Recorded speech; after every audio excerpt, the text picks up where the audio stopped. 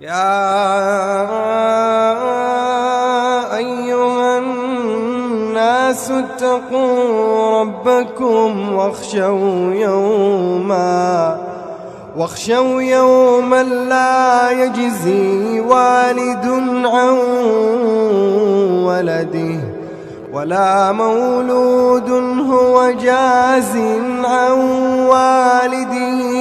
شيئا إن وعد الله حق فلا تغرنكم الحياة الدنيا ولا يغرنكم بالله الغرور إن الله عنده